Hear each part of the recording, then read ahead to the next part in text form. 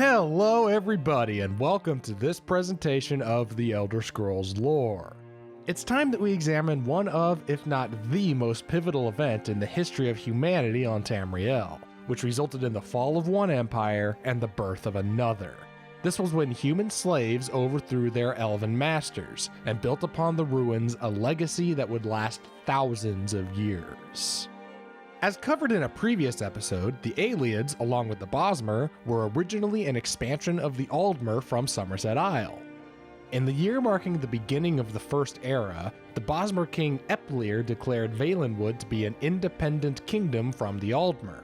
With a nice and convenient buffer zone in between, the Ayleids took the opportunity to secede as well. The Aldmer had always forbidden the worship of Daedra, but as Ayleid culture gradually grew further away from Aldmer ideals, small cults to the Daedric princes started popping up. The cults spread and eventually encompassed most of the Ayleid Empire. The Daedra had many Ayleid followers, including influential aristocrats and kings. As soon as the ancient needs began trickling down from the north, the Ayleids began enslaving them. Life as a slave under the Ayleids was less than pleasant. There were the usual disadvantages of slavery, plus they had the added bonus of enduring ritualistic torture. The Ayleids indulged in such activities as flesh sculpture and gut gardening with their human captives as a form of tribute to the Daedric princes. In exchange, the Ayleids were provided with armies of Daedra. The Ayleid Empire was a formidable one. They built remarkable, elaborate fortresses and wielded forces of magic that humanity hadn't even begun to understand. And yet, their society had one major detriment that would be their undoing. The Daedric princes are as numerous as they are powerful. There's a lot of them, and they don't exactly get along with each other much of the time. The Ayleids were fragmented, with numerous regions worshipping different princes. Furthermore, some areas didn't worship any Daedra at all. Infighting ran rampant within their empire. This instability was all the opportunity the slaves needed for a successful uprising. The Human Rebellion was led by 3 individuals. It was all started by a Nedic slave. She has been known by a number of different names, the most prevalent being Alessia.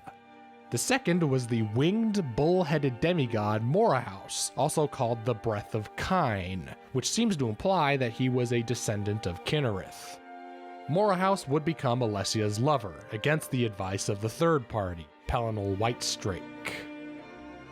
You'll need to allow me a brief tangent here. The story of Penile Whitestrake is so good that I had intended to spend a whole episode on it. However, I've come to realize that his story is so intertwined with that of the Alessian Rebellion that separating the two would do disservice to them both. Therefore, I'm including it here. So, who was Penile Whitestrake? That's a little complicated. To simplify things, let's first ask, what was Penile Whitestrake? We're not exactly sure here, but we do have some clues. This is mainly according to legend and should be taken with a grain of salt, but what fun would that be? Let's start here. His left hand was made of a killing light. He wore armor of the future time. He praised glory to Remen, a man who hadn't been born yet, and he and Morahouse refer to each other as uncle and nephew. Put these things together and the result seems to be that Penile Whitestrake was an immortal demigod from the future who wielded powerful destructive magic. Penile Whitestrake made one hell of an entrance. He strode right into the eastern realms of the Ayleids and challenged each of the local leaders to single combat. There was no contest whatsoever. After he was finished, he made his introductions to Alessia. He entered a rebel camp with his sword and mace encrusted with what was left of the elves he massacred, saying, quote, "These were their eastern chieftains, no longer full of their talking." In addition to being an elf-slaying machine, Penile was insane. At the slightest provocation, he would fall into homicidal madness and destroy not only every elf in his path, but the land itself with his powers of divine destruction. It took the prayers of Alessia and the powers of the gods themselves to soothe Penile's anger. When asked what these maniacal rages felt like, he replied, like when the dream no longer needs its dreamer. It was also said that Penile Whitestrake was born by Sithis, and that underneath his armor was a chest that gaped open to show no heart. This isn't explicitly stated anywhere, but it is heavily implied that Penile Whitestrake may have been either an aspect or reincarnation of Shazar, also known as Shor by the Nords and Lorkhan by the Elves. Lorkhan was the soul of Sithis, responsible for the creation of Mundus, and according to some, the creator and hero of mankind. Further still, some others have speculated that Penile Whitestrake was actually Lorkhan himself. Personally, I think that's a bit of a stretch, but a neat idea nonetheless. We don't know Penile's motives, but considering the circumstances, he may have come from the future specifically in order to aid Alessia and turn the war to the favor of humanity. Alternatively, considering his utter hatred for elves and his less than stable state of mind, he could have gone back in time simply to kill some elven kings for kicks. In the end, the reason for Penile's arrival doesn't really matter. What does matter is that he played an essential role in the fall of the Ayleids. With these extraordinary heroes at the helm and the Ayleids busy fighting with each other, a human revolution would stand a chance. On top of that, Alessia made a prayer to Akatosh, seeking his help. He took pity on the humans, blessed Alessia with the blood of the dragons, and gave her the Amulet of Kings. The amulet was a symbol of the oath that they swore to each other, that so long as the Empire stays true to its worship of Akatosh, and so long as Alessia's heirs bear the Amulet of Kings, Akatosh will keep the Gates of Oblivion sealed shut, preventing any more Daedra from entering Tamriel. Just like that, the Ayleids were cut off from one of their greatest sources of power. The Human Revolt started out small, but as each Ayleid stronghold was captured, more slaves were liberated. The Alessian army steadily grew. Meanwhile, the Nords of Skyrim had taken notice of the goings-on down south. They had no love whatsoever for the elves, and were more than happy to lend their armies to Alessia's revolution. Some of the non-Daedra worshipping Ayleids apparently lent their support as well. Alessia's forces continued to expand, Ayleid cities continued to fall, and Penile Whitestrake slaughtered Ayleid kings in open combat, one by one. Just one single year later, the humans controlled all but the most deeply entrenched parts of the Ayleid Empire. One of the last holdouts was a village on the edge of Niben Bay. The Alessian forces eventually captured it. However, by the next morning, all of the soldiers inside had been killed. By the time more soldiers could arrive, the town was completely replenished with Ayleids. This happened 3 times. It wasn't until after the 4th successful assault that a centurion by the name of Teo Brevilius Tassus figured out what was going on. The Ayleids had simply been hiding within the town until nightfall, some of them up high on narrow indentations in the sheer town walls, impossible places to have climbed to, and some of them beneath the surface of the river. These acts of levitation and water breathing are the first known examples of the magical school of alteration, apparently invented by the Ayleids of that region. With their hiding places discovered, the tenacious Ayleids likely didn't last much longer. In later years, the village would be rebuilt as a new city and named Breville, after the pivotal centurion.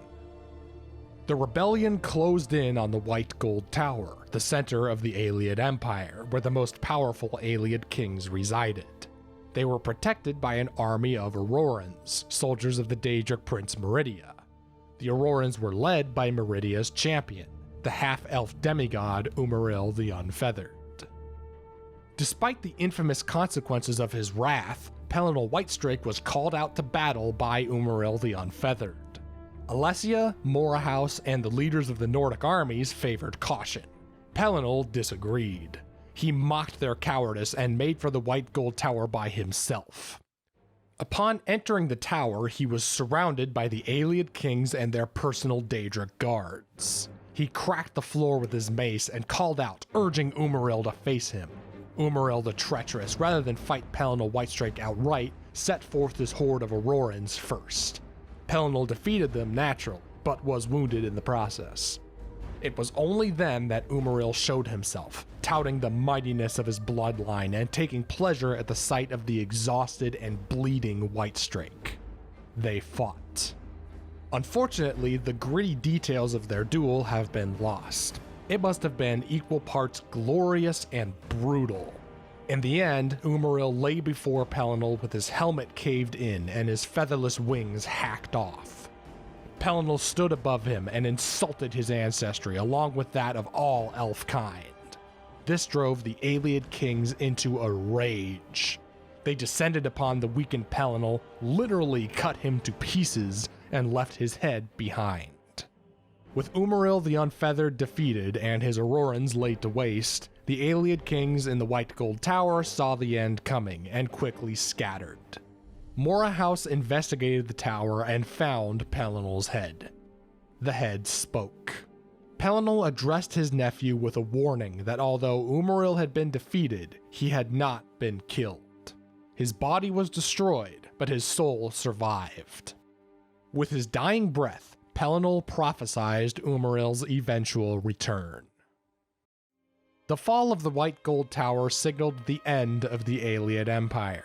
However, it was not quite the end of their civilization. Many Ayleid lords, those who supported Alessia's revolution in particular, continued to rule as vassals of the new human regime. This was a tenuous relationship from the beginning and didn't last long. A little over a century after the fall of the Ayleid Empire, the Alessian doctrine rose to prominence and called for the annulment of all Ayleid lordships. With all of their official power stripped away, most of the remaining Ayleids simply left Cyrodiil and were absorbed into the elven populations of Valenwood and High Rock.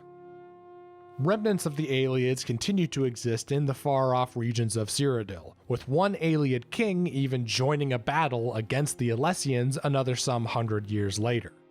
After this point, reports of surviving Ayleids were scarce. Those that were spotted were reported as having been living wild, without much more than tribal organization. The Ayleid race had fallen, and was essentially dead. That was that for the Ayleids. They were an impressive civilization, but their underestimation of humanity caused them to fail the test of time. The Alessian Rebellion may have been the end of the Ayleids, but it was only the beginning of Cyrodiil. Alessia was crowned as Cyrodiil's first emperor, and would later be known as the Slave Queen.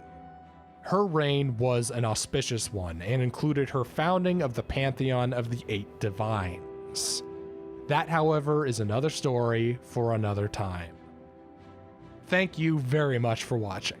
I will see you on the next presentation of the Elder Scrolls lore.